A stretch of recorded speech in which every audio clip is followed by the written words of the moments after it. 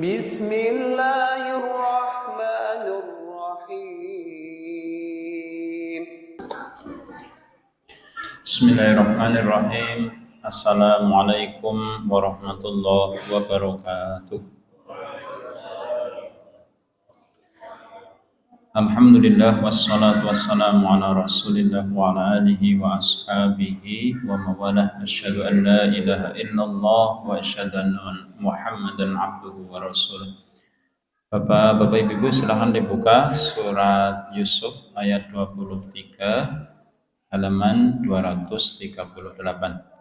Insyaallah kita akan baca sampai dengan ayat yang ke-30. Monggo diawali dengan ta'awud basmalah, langsung kita baca ayat yang ke-23. Wahid Isnin Selasa. A'udzu billahi minasy syaithanir rajim. Bismillahirrahmanirrahim. Wa rawadathu allati huwa fi baitiha an nafsihi wa ghallaqatil abwaba wa qalat hayta lak qala ma'adallah innahu rabbi ahsana mathwaya innahu la yuflihul zalimun wa laqad hammat bihi wa hamma biha laula awra'a burhana rabbih kadzalika linasrifa anhu as-su'a wal fahsya innahu min ibadina al-mukhlasin wastabaqal baba wa qaddat qamisahu min duburin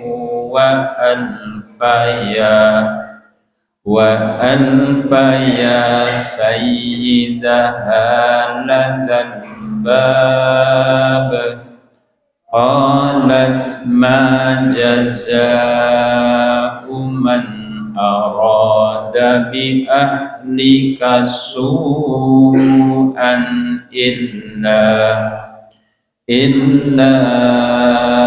ayyusjana aw adabun alim. Qala hiya rawadatni an nafsi wa syahida syahidun min ahliha in kana qamisuhu qudda min qubulin fasadaqat wa huwa minal kadhibin wa in kana qamisuhu qudda min duburin fakadzabat wa huwa minas sadiqin falamma ra'a qamisahu qudda min duburin qala innahu min kaidikun inna kaidakunna azim. Yusufu a'rid an hadha wastaghfiri li dhanbik innaki kunti minal khati'in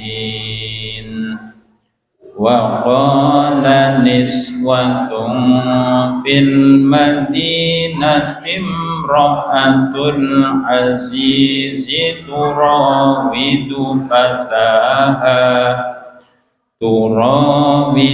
فتاها عن نفسه قد شغفها حبا إنا لنراها في ضلال مبين اللهم ارحمنا بالقرآن. Bapak Ibu rahimakumullah, bersyukur kita kepada Allah Subhanahu wa taala, malam hari ini Allah kembali pertemukan kita, dan ternyata malam ini adalah pertemuan terakhir kita di bulan Desember tahun 2025. Coba ditengok tanggalnya, okay. Karena pertemuan berikutnya nanti sudah tanggal 1 Januari. Ini pada tegang. Ya, waktu begitu cepat berlalu ya. Seperti qaulnya Imam Hasan Al-Basri, ya ibna Adam innama anta ayyam. Wahai anak Adam, sesungguhnya engkau itu hanyalah hari-hari. Hanyalah hari-hari. Jika berlalu satu hari, maka berlalu pula sebagian dari dirimu. Segala sesuatu bisa kembali kecuali waktu. Waktu itu sedetik yang lalu tidak akan kembali. Oke, kita lanjutkan pembahasan kita Bapak dan Ibu tentang bahaya al-ish. Al-ish ini sebetulnya arti yang pas itu gila cinta gitu ya. Tapi biar halus jujurnya jadi mabuk cinta. Kalau orang dengar kata gila kan, ya gila. Oke. Bapak Ibu rahimakumullah, kita berangkatnya kan dari ayat 30 surat Yusuf yang barusan kita baca nggih. Wa qala niswatun fil madinati imra'atul azizi turawidu fataha an nafsi qad shaghafaha hubba inna lanaraha fi dhalalin mubin. Kita sudah bahas panjang lebar tentang ayat ini di pertemuan yang lalu nggih.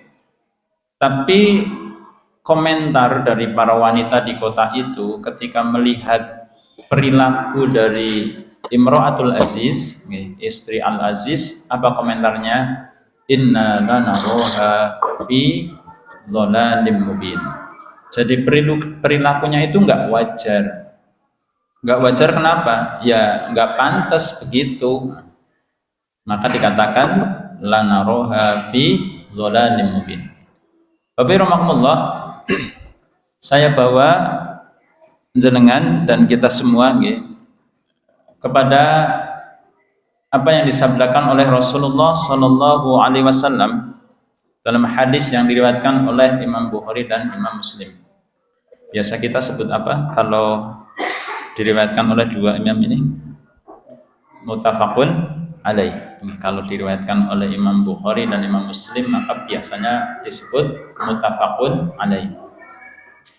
Qala Rasulullah sallallahu alaihi wasallam al-arwahu junudun mujannadah fama ta'arufa minha ikhtalafa wa ma tanakarat minha ikhtalafa. Al-arwahu junudun mujannadah. Ruh, arwah. Nah ini bahasa Indonesia kalau dikembalikan kepada bahasa Arab biasanya jadi rancu nggih. Arwah itu dalam bahasa Indonesia artinya apa? Arwah. Ruh ya, satu apa banyak? Satu ya. Tapi kalau arwah dalam bahasa Arab itu artinya ruh. Nah, ruh jamak. Tapi kalau dalam bahasa Indonesia arwah itu artinya ruh dan cuma satu, sebagaimana kata malaikat. Ya, malaikat itu dalam bahasa Indonesia malaikat dan satu. Tapi kalau dalam bahasa Arab malaikat satu itu disebut malakun. Maka Bapak Ibu silakan cari dalam bahasa Arab kata-kata malaikat Jibril, jangan nggak bakalan nemu. Nemunya apa? Malaku Jibril. Nah, ini kalau udah tengkar urusan kayak gini nggak ada selesainya, nggak ada selesainya. Al arwahu junudum mujannadah. Ruh-ruh itu seperti tentara. Seperti tentara. Maksudnya apa? Mereka kumpul dengan yang sejenis. Kumpul dengan yang sejenis. Jenis apanya Ustaz? Nanti kita terangkan. Fama ta'arofa minha iktalafa. Jika mereka itu saling mengenal, ya frekuensinya sama, mereka akan berkumpul. Wama tanaqarat minha, tapi kalau mereka tidak bersesuaian, maka mereka akan saling berselisih. Ya. Jadi ketemu ya kemarin nun sewu, saya ada di satu tempat yang saya berusaha untuk nyapa gitu. Berusaha untuk menyapa. Tapi yang lagi duduk-duduk di teras itu nggak lihat wajah saya gitu loh. Tahu saya lewat tapi nggak lihat wajah saya. Masya Allah gitu. Itu kalau yang begituan diapakan ini Bapak Ibu? Yang model begitu. Mau disapa tapi wajahnya udah dibuang ini. Ruh-ruh itu seperti tentara, maka dia akan cari yang sejenis. Tadi pagi saya didatangi oleh seseorang, curhat kepada saya. Di ujung pertemuan itu dia mengatakan begini, sebetulnya saya sudah lama ingin mengutarakan permasalahan saya, tapi saya bingung mau cerita sama siapa. Akhirnya saya yang dipilih gitu ya. Cerita menyampaikan. Salah satunya adalah kasus kalau orang Arab menyebutnya dukhon. Apa dukhon? Ustaz Anang apa dukhon? Asap. Ya. Jadi beliau belum bisa meninggalkan kebiasaan merokok. Orang merokok itu kumpulnya dengan siapa, Bapak Ibu? Al arwahu junudum mujannadah. Ya kan? Orang yang merokok itu sukanya dengan yang merokok. Kita yang tidak merokok kumpul dengan orang yang merokok, nanti akan merasa terganggu. Sebaliknya, kalau orang merokok kumpul dengan orang yang tidak merokok, dia akan merasa tersiksa. Kecut teman gitu kan. Iya. Saya kan pernah cerita ada teman gitu ya, polisi ya. Tadinya sudah berhenti merokok, tapi kemudian satu ketika dia merokok lagi, ketawa dia sama saya, Ustaz, aku sekarang merokok lagi. Nah kenapa? Nah, wong dewekan bingung, kecut apa ngapa tadinya merokok. Padahal Bapak Rahmatullah, kita itu sebetulnya ketika sendiri apa enggak? Ketika kita sendirian, itu kita sendiri apa enggak? Enggak ada kata sendiri. Buat orang yang beriman itu enggak ada kata sendiri. Bukankah ada sebagian salafus soleh yang ketika orang sibuk dengan berbagai obrolannya, dia mengatakan begini, aku itu paling senang kalau lagi kumpul sama sahabat-sahabat Rasul gitu. Bingung, sahabat Rasul kan udah wafat. Maksudnya apa? Dia suka baca sejarah, buku tentang sahabat-sahabat Rasul. Bilang, Bapak Ibu kalau jenengan membaca misalnya buku 60 sahabat Rasul, berasa gimana? Kita akan kembali ke alam mereka gitu kan. Jadi sebetulnya kita sekalipun sendiri, kalau tahu caranya tidak akan pernah sendiri. Nah, lagi sekarang ada makhluk ini ya, insya Allah yang bisa berubah-ubah bentuk dalam waktu sekian detik. Ya, kalau di hadapan jamaah gini, Quran yang dibaca. Kalau jamaahnya sudah hilang, apa yang dibuka? Nah itu bahaya itu, nggih. Nah, Bapak Ibu rahimakumullah, maka orang ketika kita bicara tentang cinta, cinta itu kan dibicarakan dari sisi manapun tetap menarik. Bapak-bapak, Bun, bapak-bapak, itu ngantuknya kayak apa? Kalau diajakin cerita poligami jadi nggak ngantuk. Ngaku apa enggak? Walaupun sebagian besar omdo, termasuk Ustadz, ya begitu. Lawang orang-orang dibilangi begini, lawang Ustadz be urung, lah saya kan mati kutu gitu ya. Iya. Itu satu contoh. Maka Bapak Rahmatullah, kita bersyukur, ketika bersyukur ya, ketika kita itu diberi cinta oleh Allah Subhanahu wa taala, mahabbah. Bahkan ada buku kan judulnya apa? Raudatul Muhibbin. Sudah pernah lihat bukunya atau baru pernah dengar judulnya? Rajan, Masya Allah. Tamannya orang-orang yang, nah bahasanya di situ tenggelam dalam cinta. Kita kan dulu punya guru nggih yang sudah wafat, namanya Al Ustadz Muhib bin Bahrun. Apa artinya? Muhib bin Bahrun. Lautan orang yang mencintai. Masya Allah. Nah, Bapak Rahmatullah, syarat ibadah itu kan ada 3 syarat ibadah nggih. Yang pertama ada khauf, ada roja, yang ketiga mahabbah. Kalau khauf dan roja sudah kita dapat, dilengkapi dengan mahabbah, maka nanti ibadah apapun akan terasa nikmat. Ya. Ada video saya itu, saya potong. Lakukan apa yang engkau cintai dan cintai apa yang engkau lakukan. Nah, Bapak Rahmatullah, bahkan ketika urusan cinta sampai-sampai di antara 7 golongan yang besok akan mendapat naungan Allah di hari di mana tidak ada naungan kecuali naungan Allah, ada tema cintanya kan? Gitu betul. Gimana? Kalimatnya bagaimana? 2 orang yang saling mencintai karena Allah, bertemu dan berpisah karena Allah. Nah, Bapak Ibu Rahmatullah, di dalam Al-Qur'an surat Al-Baqarah ayat 165, Allah Subhanahu wa taala berfirman tentang cinta. Wa minan nasi may yattahidu min dunillahi andada yuhibbunahum ka hubbillah. Dan di antara sebagian manusia, mereka ada yang yattahidu min dunillahi andada, menjadikan selain Allah itu sebagai andad, sebagai sesuatu yang dicintai. Yuhibbunahum ka hubbillah, mereka mencintai andad itu sebagaimana mereka mencintai Allah. Walladzina amanu asyaddu hubban lillah, dan orang-orang yang beriman itu asyaddu. Apa artinya asyaddu? Sangat amat cintanya kepada Allah. Jadi orang musyrik itu, Bapak Ibu, orang musyrik itu aslinya dia menuhankan Allah apa tidak? Menuhankan, cuma dia mensekutukan. Sing jahat banget itu orang ateis. Orang ateis itu sama sekali nggak ngakui adanya Tuhan. Oke, tapi yang nanti sama-sama nasibnya, ateis, musyrik kan. Innal ladzina kafaru min ahlil kitabi wal musyrikina fi nari jahannama khalidina fiha. Coba Bapak-bapak Ibu cari referensi. Golongan manusia yang mana saja yang besok itu melewati titian sirat. Karena ada golongan manusia yang tidak melewati titian sirat, mereka langsung dimasukkan ke dalam neraka. PRG. Jawabannya tahun depan. Nah, Bapak Rahmatullah, maka sebetulnya cinta itu tidak masalah ketika dialamatkan kepada Allah, walaupun cinta yang sangat. Walladzina amanu asyaddu hubban lillah.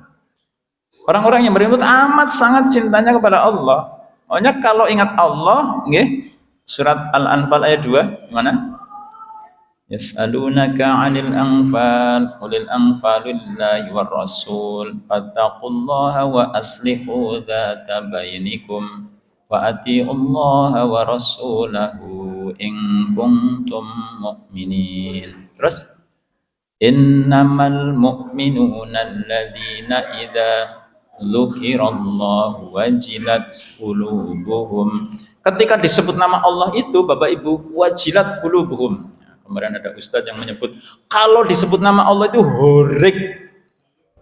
Saya ingat benar, keter gitu loh. Iya. Nah, kadang-kadang saya prihatin gitu ya, lagi aktivitas Allahu Akbar, Allahu Akbar, tanggung malah adzan. Itu horik enggak itu? Yang model begitu. Iya, lagi tanggung malah adzan. Ya, salafus saleh kan mencontohkan mereka yang ada yang pandai besi, lagi ngangkat palu begini, Pak, lagi mengangkat palu.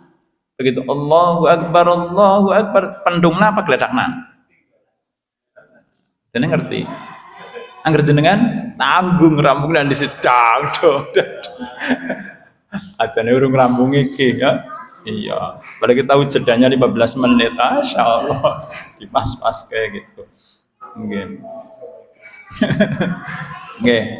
Nah, maka kita bersyukur nggih Bapak Ibu. Kita bersyukur diberi cinta dan mudah-mudahan Allah memelihara cinta itu. Makanya kan ada doanya, Rabbana la tuzigh qulubana ba'da idh hadaitana wa hab lana min ladunka rahmah.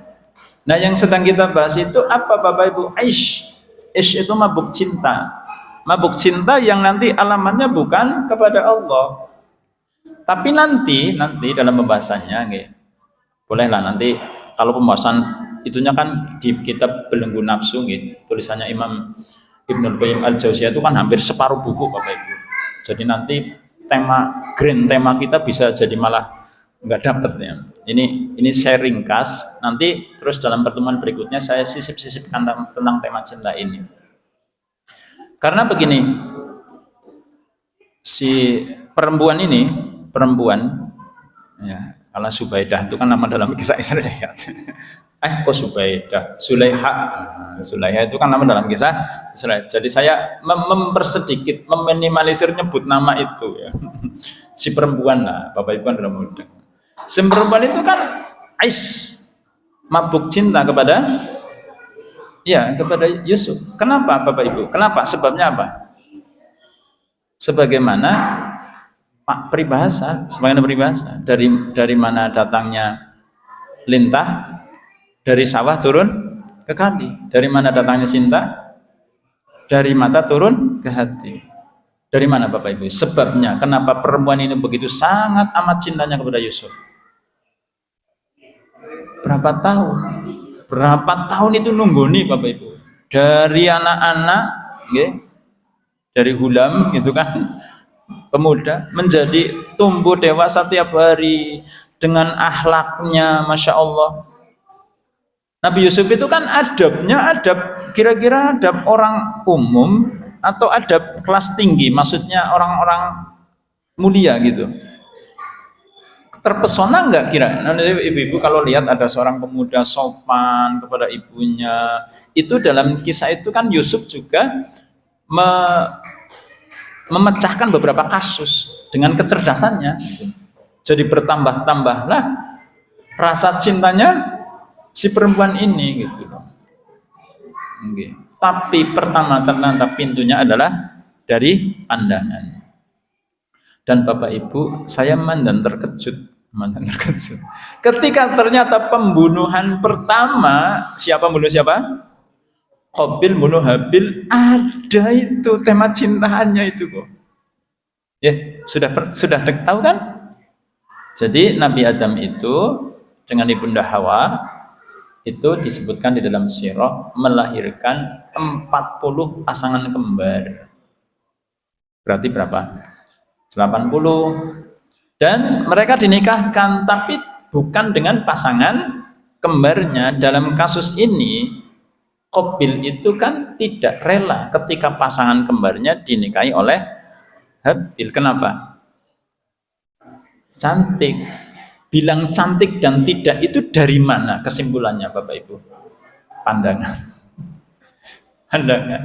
Jadi salah satu tema pembunuhan pertama itu ya tema karena cinta juga. Luar biasa nggih. Nah ini para bunda. Kebiasaan wanita kalau dengar sesuatu yang berduka, ada orang meninggal, musibah, refleks wanita yang pertama itu apa Bun? Disebutkan di dalam sirah. Tebakan. Siapa yang memberitahukan bahwa Habil telah terbunuh kepada ibunda Hawa? Siapa yang membawa beritanya? Kan makhluknya waktu itu baru berapa biji manusianya. Kira-kira siapa? PR yang kedua ya. Maka ketika ibunda Hawa tahu, beliau langsung meratap. Jadi kalau sudah meratap itu memang sudah ada contohnya. Kita tidak bermaksud mencela perilaku ibunda Hawa, enggak. Ya memang seperti itu. Nah, Bapak Rahmatullah, maka sumber pertama dari is ini adalah sebetulnya dari pandangan. dari pandangan. Nah, di dalam Al-Qamus Al-Muhit diterangkan di sana apa sih yang dimaksud dengan ais? Ya, saya bacakan terjemahnya saja. Kekaguman seseorang pada orang yang dicintai. Kekaguman seseorang pada orang yang dicintai. Terlalu berlebihan dalam mencintai. Nah, yang terkadang kekaguman itu pada kehormatan atau kemolekannya. Sumbernya pandangan. Sumbernya dari pandangan. Atau menjadi buta terhadap aib-aib atau timbulnya kegelisahan yang memenuhi pikiran dengan gambaran-gambaran yang indah tentang yang dicintainya. Saya dulu ngobrol dengan Ustadz kami waktu baru nikah. Ya nek kurung nikah ta ya boyongane akhwat, sadaran gitu ya. Begitu dinikahi ternyata ini call-nya beliau. Ternyata kaleknya mampu bok. Ya Allah, Bapak. Saya ketawa ya. Iya benar juga ya. Tapi kalau orang sudah cinta Bapak Ibu, sebagaimana kata istilah nopo? Kalau cinta sudah melekat, mending gula Jawa tai kucing kok.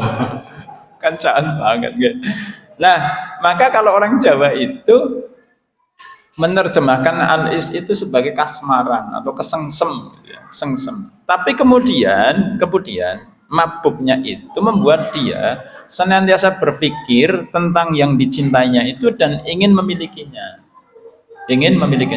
Dulu kita pernah bahas hasad Bapak Ibu. Hasad itu kan ada beberapa tingkatan.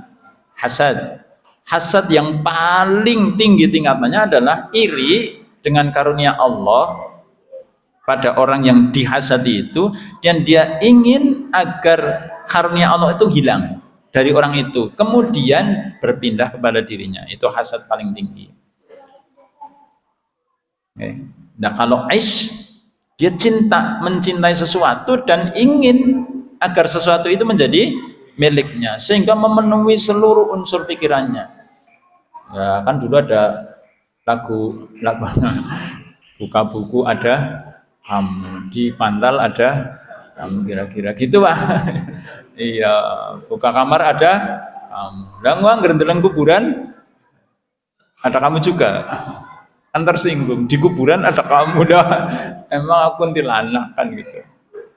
Nah, Bapak rahimakumullah, orang yang terkena is biasanya senantiasa membayangkan dan mengidam-idamkan pujaannya. Padahal ini kita bicara ketika belum menjadi miliknya Bapak Ibu. Ketika dia belum menjadi miliknya. Padahal ini adalah bagian dari zina hati. Nah, ini yang berbahaya. Rasulullah bersabda, "Innallaha kataba 'ala ibni Adam khattahu minaz zina." Sesungguhnya Allah itu sudah menetapkan untuk Bani Adam bagian-bagian dari zina.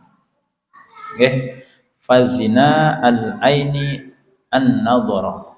Zinanya mata dengan memandang, an-nadhara. Wa zina al-lisani al-mantiku. Zinanya lisan dengan kata-kata, dengan rayuan, berangan-angan. Wan nafsu tamanna wa tashtahi. Kemudian nafsu itu pilihannya dua, tamanna atau tashtahi. Tamanna itu menghalangi, atau tashtahi menuruti keinginan dari si nafsu. Wal farju yusaddiqu dzalika kullahu wa yukadzibuhu. Dan kemaluan ini menjadi terminal akhir yang nanti akan mengabulkan apa yang tadi direkam oleh mata, dikatakan oleh ya Mu'ad kan gitu. Sahabat Mu'ad ketika ngadu kepada Rasulullah kan gitu, saya berzina gitu ya kan, ngadu kepada Rasulullah. Terus beliau kan ditanya, lah kamu cuma pegang dok ya? Enggak ya Rasul. Kamu cuma cium dok ya? Enggak, saya udah kayak timba masuk sumur. Timba masuk sumur itu tugasnya siapa? Farji kan, tugasnya kemaluan, Iya, makanya ketika farji itu ditaruh di tempat yang halal, nggih, Rasulullah bersabda, wa fi bud'ikum shadaqah. Dan pada kemaluan kalian itu ada sedekah. Iya, makanya kode keras ketika bapak-bapak pun sedekah kayak gitu. Atau ibu-ibu, Pak, sedekah gitu. Sedekah baik. Gitu.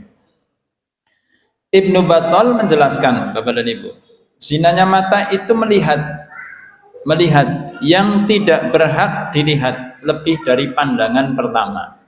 Dulu banget saya sudah menerangkan tentang cara bersyukur yang diterangkan oleh Imam Ibnu Hazm. Seluruh anggota tubuh itu punya bagian bersyukur, punya bagian untuk bersyukur, punya cara untuk bersyukur. Nah, ini diterangkan kebalikannya, mata itu cara bersyukurnya bagaimana? Kalau lihat yang baik dibuka, kalau lihat yang buruk tutup, sudah, itu cara bersyukurnya. Nah, zina mata itu dia melihat yang tidak berhak untuk dilihat. Lah orang anasing meruh iki. Orang anasing meruh iki. Lah dheweke sih apa gitu. Yang kedua, zinanya lisan. Zinanya lisan itu diterangkan oleh Ibnu Battal berlesat-lesat dalam perkataan yang tidak halal untuk diucapkan. Okay. Maka sebaik-baik gombalan Bapak Ibu adalah gombal kepada pasangan yang halal. Itu kalau Ustadz Salim Afilah menamakannya gombal fisabilillah. Dan sebagian dari kita urusan kayak gitu jaim, ora pantes temen, wis kaki-kaki ini ya Ustadz Saroni ya. Sayang-sayangan, pantes, enggak boleh Pak. Nah, saya udah matur bolak-balik. Rasulullah ketika memanggil Humairah kepada ibunda Aisyah itu usia berapa? Udah kakek-kakek. Dong saya udah kakek-kakek. Cucu saya udah 3. Makanya saya biasa. Saya itu kalau istilah orang Banyumas ngubiritan, manggil sayang kepada istri itu ngubiritan. Mau neta ada mereka orang melu-melu, siki melu-melu kok. Ngerti dipanggil sayang kira rasanya jan, masya Allah. Leyang kayak gitu ya. Pernah kan jenengan dipanggil sayang sama istri? Oh, wajah-wajahnya orang meyakinkan. Gimana pun.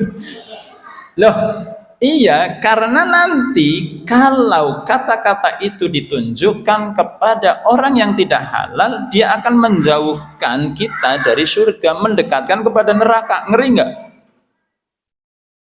Iya, WA-an sama janda sebelah RT, ya kan nggak tahu istrinya. Gimana kabarnya Bun? Anak-anak gimana? Di sana, oh ini lagi sakit, mau kayak kirimi obat. Masya Allah, segitunya. Halal apa tidak itu WA-nya? Hati-hati, nggih. Yang terakhir zina nafsu. Zinanya nafsu. Zina lisan, zinanya nafsu. Itu dia berkeinginan atau berangan-angan, patut-patutnya gitu ya. Patut-patutnya. Nanti jadinya itu membandingkan Bapak Ibu. Membandingkan, nggih. Nun sewu, saya kemarin itu dengan ibu-ibu nggih, hari Rabu. Jadi, Ibu, kalau jalannya Pragawati itu ya Bu, Pragawati. Jangan Pragawati itu jalannya garis lurus. Kaki kiri, kaki kanan itu garis lurus. Oke. Makanya dilihat dari belakang itu mesti terus goyang-goyang gitu. Yang goyang-goyang apanya? Jawab aja. Tinggul kan? Tinggul ya punya. Nah, nanti seiring bertambah usia, jalan yang tadinya garis lurus sekarang garisnya jadi 2, kayak rel kereta. Ya, kayak gini. Nah, tadinya kan kayak gini. Garis lurus, nggih. Jadinya gini. Nah, terus nanti kalau bertambah umur wis ora pati stabil gitu ya. Sikilane gitu ya. Terus jalannya sejajar. double track. Tapi atas masih normal Bapak Ibu. Lah saya subuh-subuh niku. Ngapunten nggih. Subuh-subuh itu dari jauh, dari belakang, dari kejauhan saya lihat ibu-ibu lagi jalan-jalan. Jalannya dua garis. Tapi yang aneh itu kepalanya. Jadi kalau kiri ikut kiri, kanan ikut kanan. Gini mboten Bun? Gini mboten? Kalau sudah iya, itu nggak bisa disembunyikan, mesti tetap gini. Kanan kiri kanan kiri. Nggih. Lah kita kan nunggu nih Bapak Ibu. Nunggu nih perempuan yang kita cintai dari dia jalannya garis lurus apa tadi? Double track sampai double track dan yang atas goyang-goyang begini. Sebelah rumah ada aja sebelah RT lah, sebelah rumah lah, sebelah timbul lah ya. Iya. Menggoda apa tidak? Iya Bapak Ibu, menggoda apa tidak? Makanya kemarin saya baru dapat Ustaz Adi Hidayat menerangkan, la in syakartum la azidannakum. Barang siapa yang dia bersyukur, la azidannakum. Aku akan tambah nikmat kepadanya. Salah satu indikasi ditambah nikmat itu apa Bapak Ibu? Kita yang sudah berumah tangga selama berpuluh-puluh tahun, Pak Supri udah berapa tahun menikahi istri yang ini? Ya kan? Sudah berpuluh-puluh tahun. Rasanya itu Bapak Ibu, rasanya seperti baru menikah. Nah, itu la in syakartum la azidannakum. Salah satu mananya seperti itu. Sekarang tinggal dikoreksi masing-masing. Kalau sudah mantas saya upgrade gitu, apa ya ini? Upgrade. Ya. Gitu nggih Bapak Ibu. Nah, maka Bapak Ibu rahimakumullah, kita ingatkan kita semua dengan sabda Rasulullah, man taraktu ba'di fitnatan ad-dharra 'ala rijali minan nisa. Tidaklah aku tinggalkan sesudahku fitnah yang lebih berbahaya untuk laki-laki daripada fitnah an-nisa. Luar biasa. Bapak rahimakumullah, itu nanti pembahasannya itu ada malah dianjurkan. Untuk siapa? Untuk siapa nih? Ada anjuran agar orang itu kena is. Ketika apa? Ketika itu dia bicaranya gagap. Bicaranya gagap ini disebutkan. Kemudian bodohnya, orangnya bodoh. Kemudian nek ora seneng resikan jenenge apa? Istilah sininya? Corok, cerumut gitu. Itu bisa diobati dengan is. Bisa diobati dengan is ternyata. Bisa jadi dia tadinya nggak rapi jadi rapi, nggih. Memilih makanan yang baik. Itu salah satu manfaat is pada tempat yang tepat. Nanti sebaliknya ada orang yang kafir karena is. Berzina dengan mahram karena ais, okay?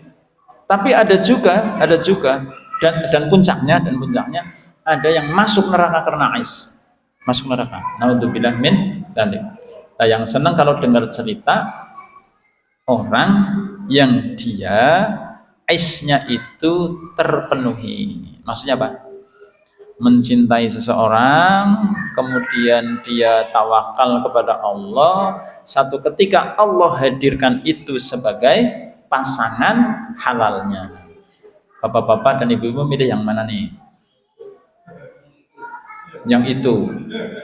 Dulu prosesnya pakai is dulu apa enggak? Iya. Tapi ternyata ada juga ulama yang membahas bahwa aish, mabuk cinta ini hanya terjadi pada orang-orang yang nganggur jadi ngelamun gitu ya, mantese gitu. Orang-orang yang sibuk itu tidak akan kena penyakit ini. Orang-orang yang sibuk. Ya, makanya saya kemarin ngaji di YouTube gitu ya, oleh salah seorang ustaz tentang Luqman Al-Hakim. Dan mudah-mudahan ini menjadi inspirasi buat kita semua gitu Bapak Ibu. Luqman Al-Hakim itu ditanya, kenapa Anda bisa mencapai derajat setinggi itu? Luqman Al-Hakim itu dia kan menolak, ditawari mau jadi nabi enggak? Ditawari, tapi menolak. Kenapa? Fisik. Karena seluruh nabi dan rasul itu pasti fisiknya sempurna, sedangkan Luqman enggak. Keturunannya juga bukan keturunan bangsawan, Luqmanul Hakim itu. Tapi beliau itu dijuluki Al-Hakim. Bahkan namanya dijadikan nama surat. Bapak dan Ibu tahu sebabnya? Beliau itu biasa, pokoknya kalau tidak diperlukan tidak usah ngomong. Satu, nggih. Yang kedua, kalau tidak tahu masalahnya, tidak ahlinya, nggak usah ikut komentar. Ya. Iya, lah kayak sing kendang kayak kayu lapuk. Melu kan kita bahas rame gitu kan. Mas kayu lapuk masa dipotong rapi gitu lah. Kan jadi seolah-olah kita jadi ahli kayu kan gitu. Bukan berarti saya menafikan pembahasan tentang itu. Iya. Ini kan sebuah keprihatinan internasional gitu. Kan gitu. Terus berikutnya diam, kuncinya diam. Pokoknya ngomongnya, kalau omongan saya bermanfaat, saya akan ngomong. Kalau enggak, diam. Falyaqul khairan aw liyasmut. Berkatalah yang baik atau diam. Nah, Bapak Romakumullah, ternyata sederhana untuk menjadi orang sekelas Luqman Al-Hakim itu, ya itu kan tidak disebutkan harus kuliah sampai S3, profesor, doktor gitu kan, enggak kan? Apa ada kuliahnya Luqman Al-Hakim? Kuliah di mana dia? Itu tadinya pembantu loh Bapak Ibu. Pembantu. Sampai karena apa yang beliau lakukan, beliau sampai dijuluki Al-Hakim. Nah, maka dalam urusan Ais ini, mudah-mudahan kita nanti selepas adzan saya sampaikan satu kisah saja. Nah, sekarang milih dulu kisahnya, mau Ais yang sukses apa Ais yang sebaliknya?